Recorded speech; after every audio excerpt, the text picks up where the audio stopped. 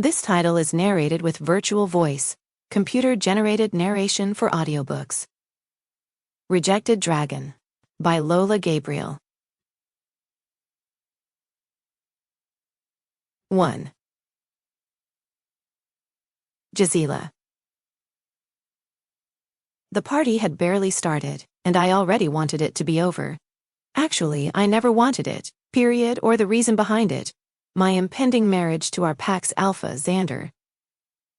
I sipped my shifter mead, wishing the floor of this tavern would swallow me up and teleport me somewhere else. Even though I tried to stay tucked out of everyone's way, their eyes drifted over to me. If they weren't looking my way, then they were doing a terrible job of pretending I wasn't the center of all the gossip. They were all asking the same thing: why did Xander have to pick her? I asked myself the same question every day, but more out of quiet despair than anything else.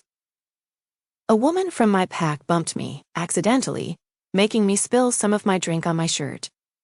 She didn't apologize or turn back to look at what she had done. I didn't expect any courtesy anyway. "Hey, watch it," my best friend Haley called after the woman.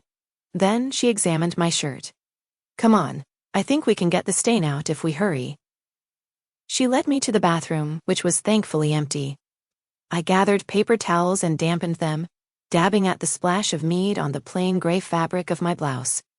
My mother had chastised me for wearing something so plain to the party, as if my wardrobe was made up of anything flashy. I already got enough unwanted male attention in my boring wardrobe of neutrals and jeans. "Ugh, she's such an asshole," Haley said, leaning against the wall of the bathroom. "Maybe I'll be treated differently after, you know." I couldn't say the word. The thought of my wedding made me queasy. Or not. They're all jealous, and once you've been locked in with Xander, it'll only get worse. Or more underhanded. Haley sighed, putting her thick black curls up into a bun. Unlike me, she wore bright colors that accentuated her dark hair and skin well, making her stand out like a beacon in the bar. If she wasn't my best friend, I'd be more jealous of her style. "I can't believe anyone would be jealous of me having Xander," I said. "Are they that blinded by his alpha status? Is everyone else seeing a different man than I am?" "Yup, case in point, your entire family." I ran my hands down my face in frustration. My parents and older brother loved Xander.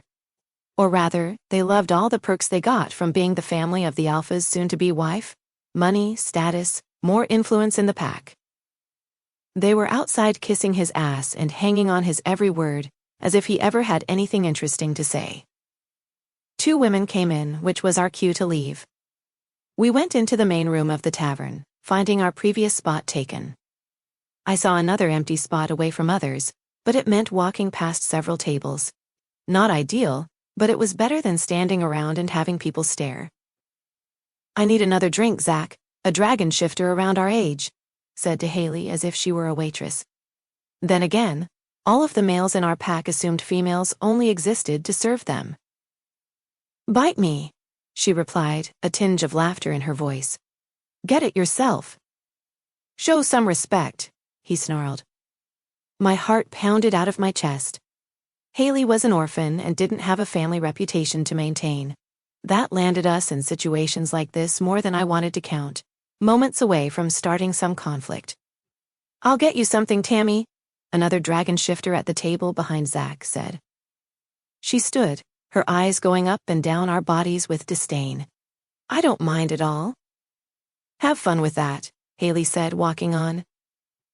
"I swear, Haley," I said, shaking my head. She raised an eyebrow at me, giving me a look that she didn't need to clarify. It said, "Speak up, Gisela," something she'd told me time and time again. Easy for her to say. No one smacked her down if she dared to express her own opinion. "We can always go through with the plan," she said, standing up against the wall in the corner we'd chosen. Then we wouldn't have to worry about these things. The plan wasn't solid.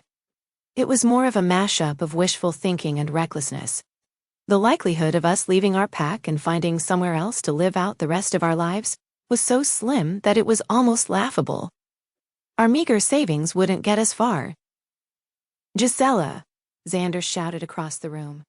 The entire room hushed. To keep listening to this audiobook, I've left you a link in the description so you can do it, at no cost thanks to Audible's 30-day free trial.